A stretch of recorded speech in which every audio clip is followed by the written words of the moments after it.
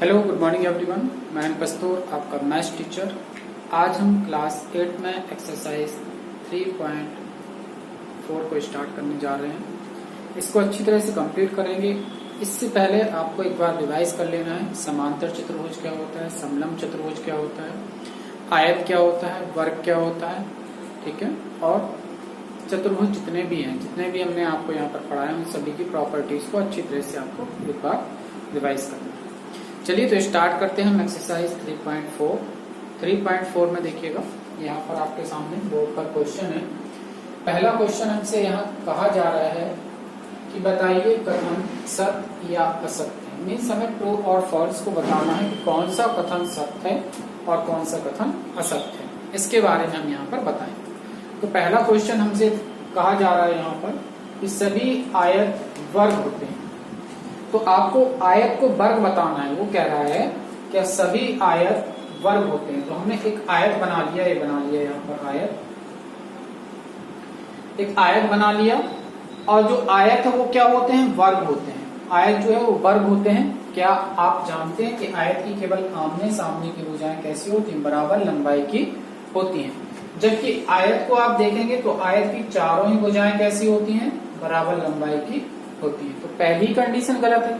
क्या आयत वर्ग हो सकता है, क्या आयत वर्ग हो सकता है, नहीं हो सकता। तो ये आपका कैसा हो गया, ये आपका फॉल्स हो गया। एफ लिख दीजिए या असत्य लिख दीजिए, फॉल्स हो गया आपका पहले। ठीक है, क्लियर है।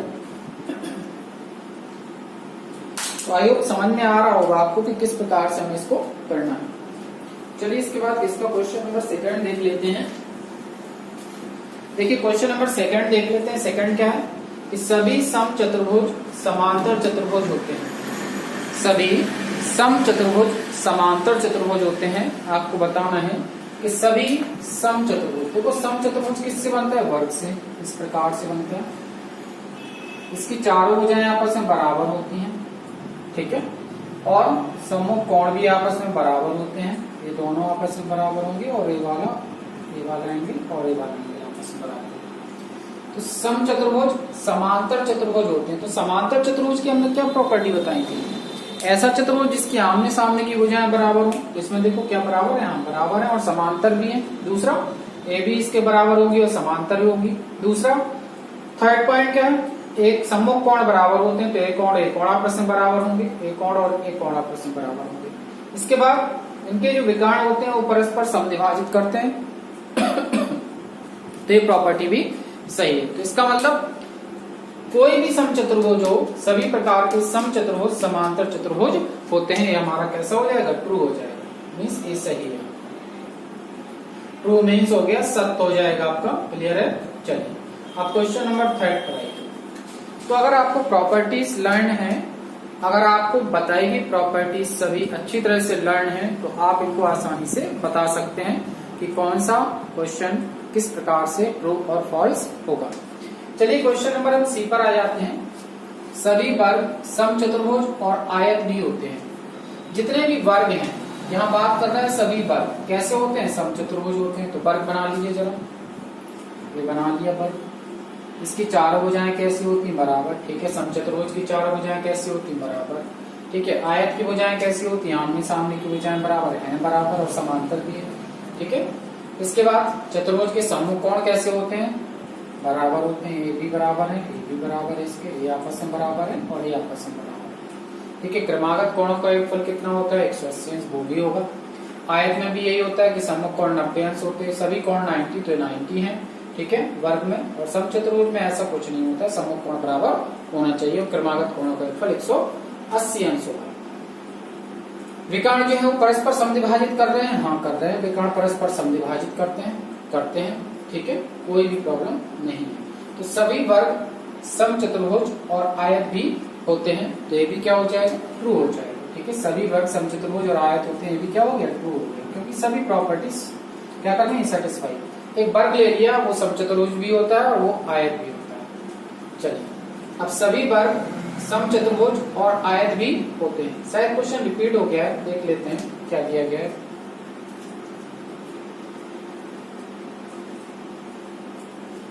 हाँ, इसमें चेंज कर लेना, सभी वर्ग समांतर चतुर्भुज, समांतर चतुर्भुज नहीं होते हैं, ऐसा लिखना। सभी वर्ग समांतर चतुर्भुज नहीं होते, ये दिया गया नहीं होते। ये क्वेश्चन नंबर डी दिया गया है कि सभी वर्ग समांतर चतुर्भुज नहीं होते हैं। ठीक है, तो चलिए देखिए, सभी वर्ग समांतर चतुर्भुज नहीं होते मीन्स क्या है। हमने एक वर्ग बनाया, देखो जरा, समूह भुजाएं बराबर समांतर है, ठीक है, समूह कोण भी बराबर और समांतर है, इनके विकर्ण भी परस्पर समद्विभाजित करते हैं, तो क्यों नहीं होगा समांतर चतुर्भुज। तो सभी वर्ग समांतर चतुर्भुज होते हैं, और लिखा क्या है यहाँ पर, नहीं होते हैं। तो इसका मतलब हमारा जो एक क्वेश्चन है कैसा हो गया, फॉल्स हो गया, ठीक है, गलत हो गया, क्योंकि नहीं लिखा ना इसमें, जबकि होते हैं। ठीक है, अगला क्वेश्चन है, सभी पतंगें समचतुर्भुज होती हैं। तो बुक में कुछ समरी दी गई है, बुक में आपको कुछ भाषा दी गई है, उसको आप अच्छी तरह से पढ़ लीजिए। लैंग्वेज आपको दी गई है, उस समरी को या आप इंट्रोडक्शन को अच्छी तरह से पढ़िए, वहां पर सारी चीजें लिखी हुई हैं। ठीक है, तो इसके बारे में भी लिखा है कि जो पतंगे हैं वो एक समचतुर्भुज होती हैं या नहीं होती हैं। ठीक है, और तो इसके बारे में हम देखेंगे। तो सभी पतंगे समचतुर्भुज होती हैं, ये तो गलत हो जाएगा हमारा। सभी पतंगे समचतुर्भुज नहीं होती हैं, क्योंकि पतंगों में क्या होता है, समचतुर्भुज की चारों भुजाएं बराबर होती हैं, लेकिन पतंगों की चारों भुजाएं बराबर नहीं होती हैं। यहाँ पर ऐसा दिखाया गया था। ठीक है, क्रमागत भुजाएं बराबर, सभी पतंगें समचतुर्भुज होती हैं, तो ये तो हमारा फॉल्स हो गया। नेक्स्ट देखें, सभी समचतुर्भुज पतंगे हैं। हाँ, तो हम समचतुर्भुज को पतंग तो कह सकते हैं, लेकिन पतंग को समचतुर्भुज नहीं कह सकते, क्योंकि सभी पतंगें समचतुर्भुज नहीं होती हैं, लेकिन सभी समचतुर्भुज पतंगे हैं, ये हम बोल सकते हैं। ठीक है, एफ दे देंगे, सॉरी क्या हो जाएगा आपका, एफ नंबर है, ये ट्रू हो जाएगा। ये बुक में देख लीजिए, समरी आपकी लिखी हुई है, लास्ट में पेज पर लिखी हुई है, उसको आप एक बार रीड करिएगा। सभी समांतर चतुर्भुज समलंब होते हैं। अच्छा, आप बताइए, क्या सभी समांतर चतुर्भुज समलंब होते हैं? समलंब की केवल एक ही कंडीशन होती है कि किन्हीं एक भुजाओं का युग्म कैसा होना चाहिए, समांतर होना चाहिए। जबकि समांतर चतुर्भुज के तो दोनों ही युग्म समांतर होते हैं। तो एक ऑब्वियसली जो एक क्वेश्चन है आपका बिल्कुल ट्रू होगा। क्यों? क्योंकि समांतर चतुर्भुज समलंब तो हो सकता है, लेकिन समलंब समांतर चतुर्भुज नहीं हो सकता। समांतर चतुर्भुज क्या लिख सकते हैं हम, समलंब तो उसको लिख सकते हैं, तो हमारा ट्रू हो जाएगा। नेक्स्ट पर आइए, सभी वर्ग समलंब होते हैं। सभी वर्ग समलंब होते हैं। ठीक है, तो वर्ग जो है आप समलंब होते हैं बताना है, तो वर्ग समलंब होते हैं भाई। क्यों? क्योंकि समांतर एक युग्म समांतर होना चाहिए। यहाँ तो दोनों युग्म समांतर होते तो वर्ग तो समलंब हो सकता है, लेकिन समलंब वर्ग नहीं हो सकता। इसका रेसिप्रोकल उल्टा हो जाएगा। समलंब जो है वर्ग है, जो उल्टा आप लिखेंगे तो गलत हो जाएगा, लेकिन वर्ग सभी वर्ग जो है समलंब में ये बिल्कुल सही हो जाएगा। तो ये भी क्या हो जाएगा हमारे पास, ट्रू हो जाएगा। तो इस प्रकार से आपका क्वेश्चन नंबर 1 ABCDEFGH ये कंप्लीट हो गया। इसमें ट्रू एंड फॉल्स आपको बताना था। ठीक है, चलिए इसके बाद आ जाइए क्वेश्चन नंबर 2 पर। देखें आपके सामने लिखा हुआ है, उन सभी चतुर्भुजों की पहचान कीजिए। उन सभी चतुर्भुजों की पहचान कीजिए जिनमें चारों भुजाएं बराबर लंबाई की हों। जिनमें चारों भुजाएं बराबर लंबाई की हों।